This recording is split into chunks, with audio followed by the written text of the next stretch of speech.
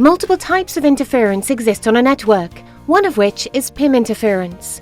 So, what is PIM interference? In a linear system, there will be two output frequency signals in the case of two input frequency signals, and no new frequency signal will be generated. However, in a nonlinear system, new frequency signals are generated in the case of two input frequency signals. The new frequency signals are known as intermodulation products, and this phenomenon is called intermodulation. Intermodulation interference, also known as PIM interference, occurs when intermodulation products fall within the receive band and uplink interference increases. PIM interference is generated when passive components such as connectors, feeders, antennas, and filters work at multiple frequencies.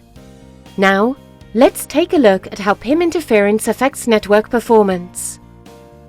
Assume that PIM interference signals generated during downlink scheduling fall within the uplink frequency domain range of a cell. For example, in a two-carrier scenario, if downlink center frequencies of the two carriers are separately F1 and F2, then a PIM signal with a center frequency of twice F1 minus F2 is generated. In this case, PIM interference is imposed on the whole uplink frequency band of carrier 2. Therefore, PIM interference affects the uplink network performance of the cell served by carrier 2. To mitigate the impact of PIM interference on the network, Huawei provides the intelligent PIM interference avoidance solution. This solution involves two phases: intelligent PIM interference detection and intelligent PIM interference avoidance. Now, let's take a look at how intelligent PIM interference detection works. First of all intra-base station cells that share the same RRU and channel in a base station are grouped into an intermodulation cell set. For example, cell 1 and cell 2 are in an intermodulation cell set.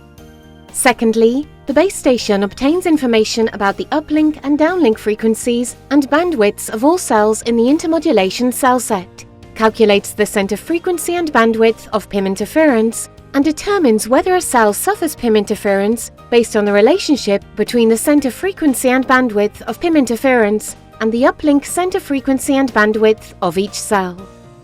If a cell suffers PIM interference, an intermodulation pairing group is generated.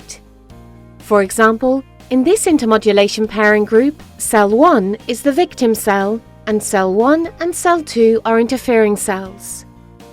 Finally, during off-peak hours, for example, in the early morning, the PIM interference strength of each intermodulation pairing group is detected.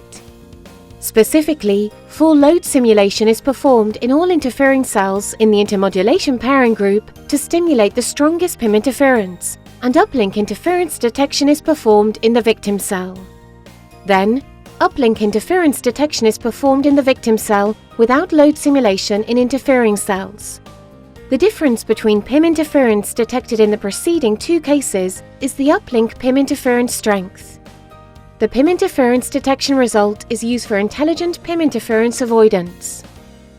Now, let's move on to techniques related to intelligent PIM interference avoidance. When the uplink PIM interference strength is greater than the threshold, intelligent PIM interference avoidance is performed in the victim and interfering cells separately. As for the intelligent PIM interference avoidance in victim cells, RB-based avoidance in uplink scheduling can be used to reduce the interference frequency domain range of victim cells. As for intelligent PIM interference avoidance in interfering cells, RB-based avoidance in downlink scheduling, downlink power reduction, and channel isolation for PIM interference avoidance can be used to reduce the interference frequency domain range and interference strength of victim cells. Here, let's see how RB-based avoidance in uplink scheduling works. During uplink scheduling in a victim cell, the non-interfered RBs are preferentially selected for scheduling based on detected frequency domain positions of interfered RBs. This reduces the frequency domain range of PIM interference. So, how about the function of RB-based avoidance in downlink scheduling? Based on the frequency domain positions of interfered RBs obtained through intelligent PIM interference detection, this function calculates the frequency domain positions of RBs that cannot be used for downlink scheduling of interfering cells, and avoids these RBs as much as possible during downlink scheduling to reduce the frequency domain range where PIM interference occurs. Well, let's move on to downlink power reduction. When PIM interference occurs in a majority of the uplink scheduling frequency band of a victim cell, and the RBs that need to be avoided in downlink scheduling of interfering cells account for a large proportion, the downlink power reduction function takes effect in the interfering cells to reduce the strength of PIM interference. This function directly reduces the downlink transmit power of interfering cells. For the NR system, channel power reduction for PIM interference avoidance is supported. Based on the PIM interference detection result on each channel, this function reduces the power of only the channel that suffers strong PIM interference. Here, let's see how the channel isolation for PIM interference avoidance works. It is recommended that channel isolation for PIM interference avoidance be enabled when uplink KPIs significantly deteriorate and the uplink becomes basically unavailable due to strong uplink PIM interference. In this case, the transmit channels specific to different carriers can be isolated to mitigate PIM interference. For 424R cells, the number of downlink channels of the two carriers sharing the same channels is reduced from 4 to 2. For 8T8R cells, the number of downlink channels of the two carriers sharing the same channels is reduced from 8 to 4. That's all about intelligent PIM interference avoidance. For more details on this solution, scan the QR code on the screen.